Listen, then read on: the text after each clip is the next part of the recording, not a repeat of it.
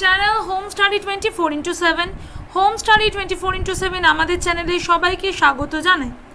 আজকে আমরা যে টপিক নিয়ে পড়ব that is mechanism of hormone action. আমরা মোর অর লেস হরমোন সবাই জানি যে কি জিনিস হরমোন। হরমোন হচ্ছে এমন একটা material that is secreted from endocrine gland, মানে অন্তঃক্ষরা গ্রন্থি থেকে সিক্রেটেড হয় হরমোন, এবং সেই হরমোন কিভাবে কাজ করে, যেখানে তৈরি হয় তার থেকে দূরে গিয়ে সে কাজ করে এবং কাজ করার পর ধ্বংসপ্রাপ্ত হয়। This is the nature of hormone. তো হরমোনে এক ধরনের প্রোটিন লাইক স্ট্রাকচার। তো আমরা আজকে পড়বো যে হরমোন কাজ করে কিভাবে, তার সিগন্যালিং, সে ধরো মানে সেলের মধ্যে ঢুকলো, তারপরে কি হলো, ফাংশনটা কি। তো চলো আমরা মেকানিজম অফ হরমোন অ্যাকশন পড়তে শুরু করি। তো শুরুতেই বলে দিচ্ছি আমাদের চ্যানেলের সাথে যুক্ত থাকো। অবশ্যই ভালো লাগলে লাইক করবে, কমেন্ট করবে এবং সাবস্ক্রাইব করতে ভুলবে না। সাবস্ক্রাইব করার পর অবশ্যই বেল আইকনকে প্রেস করবে। আর কোনো যদি তোমাদের জিজ্ঞাসা থাকে তো তোমরা কমেন্ট বক্সে লিখতে পারো, আমরা সেই রিগার্ডিং ভিডিও তোমাদের কাছে তুলে ধরবো। তো থ্যাংক ইউ। চলো আমরা শুরু করি আজকে আমাদের নতুন topic mechanism of hormone action part 1। তো ফার্স্ট অফ অল যখন আমি হরমোন অ্যাকশন নিয়ে বলছি, তো আমার বক্তব্য তোমাদের কাছে হরমোন জিনিসটা কি তুলে ধরা। তো আমি তো হরমোন নিয়ে তোমাদের একটুখানি বললাম, তো এখানে অ্যাজ আ ডেফিনিশন হিসেবে কীভাবে আছে চলো একটু দেখে নিই। So hormone is a chemical Messenger that enables communication between cells. Hormones are secreted by the glands of the endocrine system and they serve to maintain homeostasis and to regulate numerous other systems and process including reproduction and development. তাহলে আমাদের বডিতে যে কোনো কাজ যে হচ্ছে, একটা কোষ যে কোনো যে কাজকর্ম করছে তার জন্য একটা সিগন্যাল দরকার। কেউ তো আছে যে বলবে যে হ্যাঁ তুমি এখন ডিএনএ রেপ্লিকেশনটা করো, তুমি এখন পার্টিকুলার প্রোটিনটাকে বার করো। তাহলে এই জিনিসটা করছে কে? হরমোন। অ্যাজ আ রিসেপ্টার বলে, রিসেপ্টার কি? হাত। যেই হাত হরমোন বা অন্যান্য পদার্থকে বা কোনো কেমিক্যাল মেটেরিয়ালকে লিগ্যান্ড হিসেবে পাকড়াও করে। রিসেপ্টার আর লিগ্যান্ডের যখন কানেকশান তৈরি হয় তখন একটা সিগন্যালিং তৈরি হয় সেলের ভিতরে। তো এই ঘটনাটাই এখানে হচ্ছে, যেটা আমাদের হেল্প করে আমাদের বডির হোমিওস্ট্যাসিস মেনটেন করতে।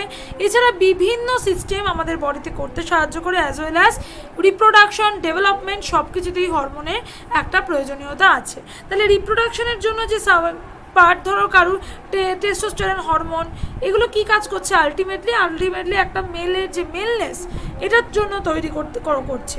তাহলে এই হরমোন আমাদের সমস্ত বডির মধ্যে, মানে বিভিন্ন মেটাবলিজম বলো, বিভিন্ন ফাংশনে কিন্তু হরমোন একটা ভূমিকা পালন করছে।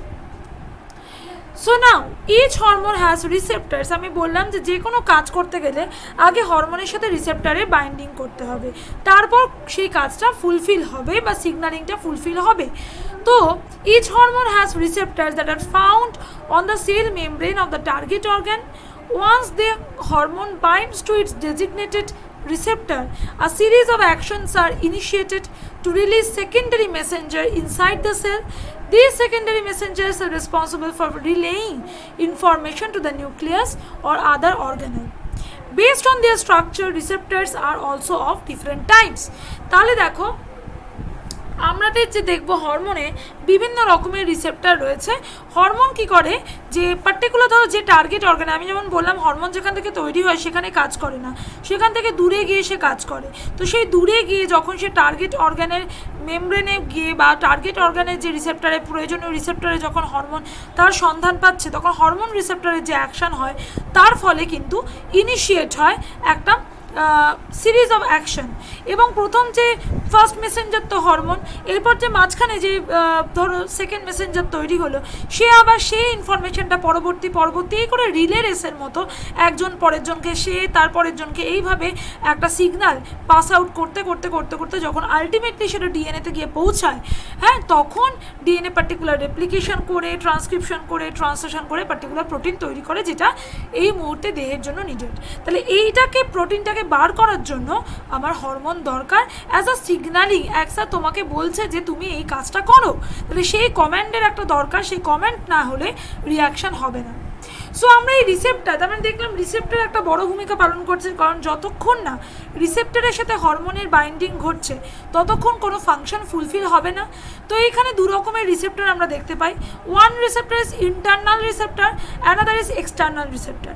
একটা সেলে, একটা কোষে যদি আইদার নিউক্লিয়ার হতে পারে বা সাইটোপ্লাজমিক হতে পারে।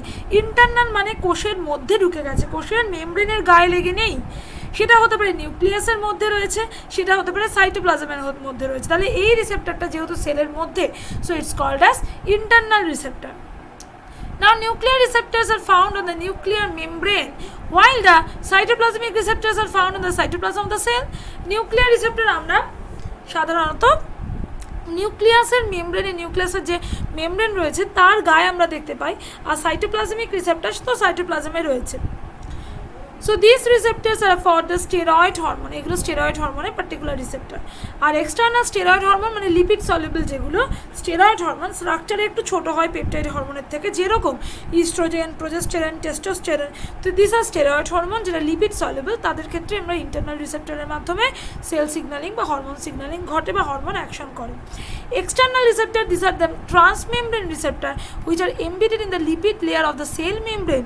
সেল মেমব্রেনের লিপিড লেয়ারে এই এক্সটার্নাল রিসেপ্টারগুলো থাকে। This receptors are for the protein ones, বিভিন্ন peptide hormone, growth hormone, other বিভিন্ন পেপটাইড যে হরমোন, তার জন্য এক্সটার্নাল রিসেপ্টার রয়েছে। তাহলে আমরা দেখলাম ইন্টারনাল রিসেপ্টার মানে যেটা সেলের নিউক্লিয়াসের মধ্যে এবং সাইটোপ্লাজমের মধ্যে, নিউক্লিয়াসের মেমব্রেনের গায়ে এবং সাইটোপ্লাজমের মধ্যে, আর এক্সটার্নাল রিসেপ্টার অনলি প্লাজমা মেমব্রেনের গায়ে। Now এখন the hormone fall into two general classes based on their solubility in water. তাহলে দ্রবীভূত জলে কীরকম হয় তার উপর ডিপেন্ড করে আমরা হরমোনকে দুভাগে ভাগ করতে পারি। একটা হাইড্রোফিলিক, ফিলিক কথা মানে হচ্ছে আসক্ত, জলের প্রতি আসক্ত, আর ফোবিক মানে ফোবিয়া, ভয়। তাহলে হাইড্রোফিলিক মানে যে জলকে ভালোবাসে, জলে সলিউবল হয়, জলে দ্রবীভূত হয়। they are transported simply dissolved in blood, ব্লাডের মধ্যে ডিজলভ হয়ে ট্রান্সপোর্টেড হয়ে যায়। যেমন ক্যাটাকোলামাইন্স মধ্যে এপিনেফ্রিন, নরএপিনেফ্রিন হরমোন পড়ছে, এছাড়া বিভিন্ন পেপটাইড হরমোন এই হাইড্রোফিলিক হরমোনের মধ্যে পড়ছে। আর একটা পার্ট হচ্ছে লিপোফিলিক বা হাইড্রোফোবিক, জল বিকর্ষী। কারণ দেখবে তেল আর জল কখনো মেশে, তেল তো লিপিড আর জল তো ওয়াটার, তাহলে মেশে না। সেই রকম তাহলে যে তেল জলে মেশে না মানে they are called hydrophobic.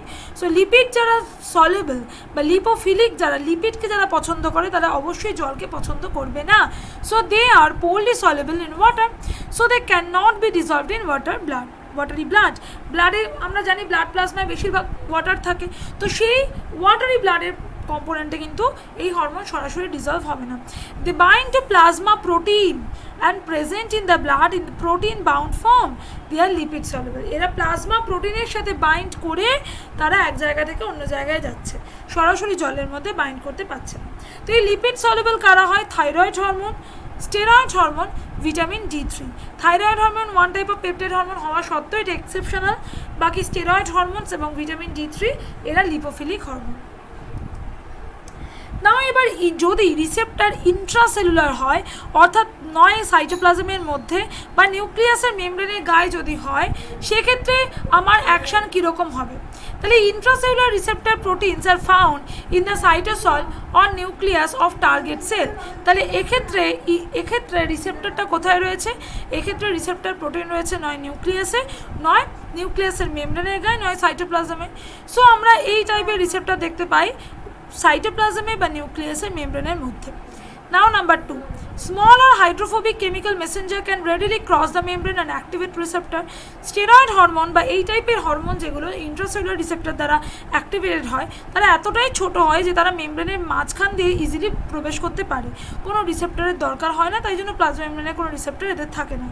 Steroid and thyroid hormone এদের এই রিসেপ্টর হিসেবে কাজ করে, can act as transcription factor turning on specific জিন। তো স্পেসিফিক জিনকে অন করে দিয়ে এরা আলটিমেটলি স্পেসিফিক প্রোটিনটা তৈরি করে। তো কীভাবে এই পাথওয়েটা হচ্ছে দেখো, অ্যাট ফার্স্ট স্টেরয়েড হরমোন অত্যন্ত ছোট, তাই জন্য ইজিলি প্লাজমা মেমব্রেনের মধ্যে দিয়েও পৌঁছে যাচ্ছে। তো binding of steroid hormone to steroid receptor, steroid হরমোনের রিসেপ্টার কিন্তু সাইটোপ্লাজমের মধ্যে রয়েছে, তো তার সাথে প্রথমে হরমোনটা বাইন্ড করে। Number 2, translocation of steroid receptor complex to nucleus, এই স্টেরয়েড হরমোন এবং রিসেপ্টরের যে কমপ্লেক্স আমরা দেখতে পাচ্ছি সেটা চলে এলো নিউক্লিয়াসে। Now binding of complex to DNA regulatory site, DNA particular সাইটে এই হরমোন রিসেপ্টরের যে সেটা স্ট্রাকচার বাইন্ড হলো। Ultimately they form mRNA by transcription, ট্রান্সক্রিপশনের মাধ্যমে এমআরএনএ তৈরি হলো এবং এমআরএনএ থেকে আলটিমেটলি তৈরি হলো প্রোটিন। তোমরা জানো রেপ্লিকেশন, ট্রান্সক্রিপশন, ট্রান্সলেশন।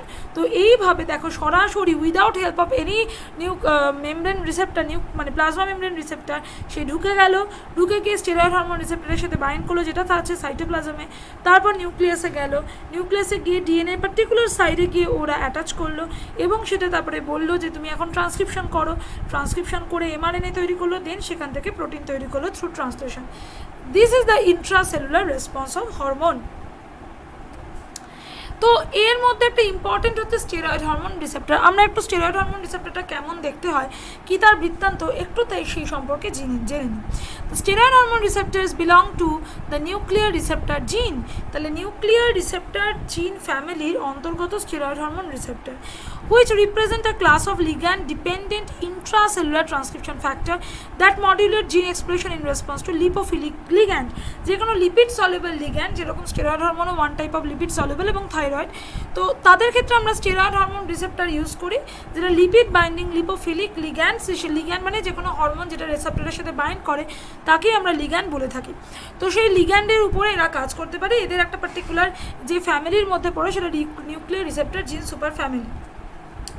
নাও এই পার্টিকুলার হরমোন রিসেপ্টর যেটা, মানে এই রিসেপ্টরে স্টেরয়েড হরমোন রিসেপ্টরে কী কী স্ট্রাকচার আছে, প্রত্যেকটা কিছুই কিন্তু protein makes from amino acid. Amino অ্যাসিডের আমরা 4টে হাত দেখি, একটা কার্বনের থাকে, কার্বনের 4টে হাত থাকে, একটা হচ্ছে হাতে হাইড্রোজেন থাকবে, একটাতে NH2, একটাতে COOH। তাহলে সি এন্ড বলবো যেখানে COO গ্রুপটা রয়েছে, এন্ড বলবো যেখানে NH2 গ্রুপটা রয়েছে, এবং এই অ্যামাইনো অ্যাসিডগুলো জুড়ে আলটিমেটলি প্রোটিন তৈরি করে। তাহলে রিসেপ্টরও একটা প্রোটিন। তাহলে সেই রিসেপ্টরে দেখো 3টে রিজিয়ান আছে। একটা রিজিয়ান হচ্ছে আমি বলছি অল দ্য SHRs অর্থাৎ স্টেরয়েড হরমোন রিসেপ্টরস আবার সেন্ট্রাল ডিএনএ বাইন্ডিং ডোমেইন। তাহলে একটা স্ট্রাকচার আছে যেটা দিয়ে ডিএনএর সাথে বাইন্ড করে, একটা কার্বক্সিনাল টার্মিনাল লিগ্যান্ড বাইন্ডিং ডোমেইন, এবং দেখো কার্বক্সি টার্মিনালের দিকে এখানে একটা ডোমেইন আছে দ্যাট ইজ লিগ্যান্ড বাইন্ডিং, যেখানে হরমোনের সেই রিসেপ্টরের সাথে বাইন্ড করার জায়গা। ওকে, অ্যান্ড অ্যামাইনো টার্মিনাল রিজিয়ন যেখানে NH2 হাতটা রয়েছে সেখানে দেখো নিউক্লিয়ার তুমি NTD রিজিয়ন আছে, ঠিক আছে, যেটা হচ্ছে মোটামুটি এটা নিউক্লিয়াসের সাথে NTD। So the SHR also contain an amino terminal domain, যেটাকে আমরা NTD বলছি, amino terminal domain NTD। Okay, N for amino group. তো তাহলে আমরা 3টে জিনিস নিয়ে তৈরি, DNA binding domain, ligand binding domain, nuclear মানে NTD বা amino terminal domain. Within the NTD of SHRs lies a powerful activation function. এখানে পাওয়ারফুল একটা অ্যাক্টিভেশন ফাংশন এটার জন্যই অ্যাক্টিভেট হয়। তো এই রিজিয়নটাকে আমরা AF1 রিজিয়ন নামে বলে থাকি, which can activate transcription in a ligand independent fashion। Ligand ছাড়াও এই কাজ এরা করতে পারে। The LBD contains a second activation function। LBD তে একটা সেকেন্ড অ্যাক্টিভেশন ফাংশন থাকে, তাই দেখো NTD তে AF1, LBD তে AF2 লেখা হয়েছে। AF2 that maps a surface exposed hydrophobic pocket providing a docking site for co-regulatory protein। এখানে co-regulatory কিছু প্রোটিন যুক্ত হতে পারে। তাহলে একটা টোটাল স্টেরয়েড হরমোন রিসেপ্টর তো অনেকগুলো অ্যামাইনো অ্যাসিড দিয়ে তৈরি, যেটা প্রোটিন। তাহলে প্রোটিনের অ্যামাইনো অ্যাসিডগুলো যখন দেখবে যুক্ত হবে CONH এই করে যুক্ত হয়, তার ফলে একটা হাতে COO গ্রুপ থাকে, একটাতে NH2 গ্রুপ থাকে। তো N টার্মিনাল রিজিয়নে আমরা দেখছি N terminal domain, C terminal রিজিয়নে আছে লিগ্যান্ড বাইন্ডিং ডোমেইন, মাঝখানে ডিএনএ বাইন্ডিং ডোমেইন। তো এখানে একটা মজার ঘটনা হয়, যখন লিগ্যান্ড থাকে না, রিসেপ্টর তো তখনও সাইটোপ্লাজমের মধ্যে থাকে, তো without ligand the receptor is present in an inactive complex. তখন তারা কার সাথে যুক্ত থাকে, associated with heat shock protein and other chaperone protein এবং হিট শক প্রোটিন, এরা তখন রিসেপ্টরটাকে আটকে রাখে। যখন লিগ্যান্ড থাকেন তাকে তো ইনঅ্যাক্টিভ থাকতে হবে, তখন তো সে অ্যাক্টিভ হতে পারবে না। তো ligand binding release this protein, দেখো এখানে গ্রে ট্রায়াঙ্গেল দিয়ে যে লিগ্যান্ড করা লেখা আছে সেইটা যখন আসে তখন এইখানে কিন্তু শ্যাপেরন প্রোটিনগুলো বাইরে বেরিয়ে যায়।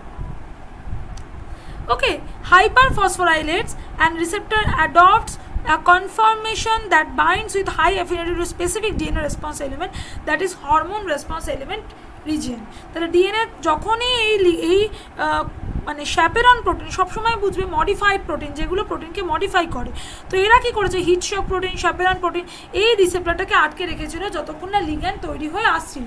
লিগ্যান্ড যেই আসলো, হিট শক প্রোটিনগুলো সব খুলে বেরিয়ে গেল, তখন কি হলো, তারা ডিএনএর পার্টিকুলার রিজিয়ন, আমরা এখানে ছবিতে দেখেছি যে এরা এসে ডিএনএর পার্টিকুলার রিজিয়নের যোগ হয়।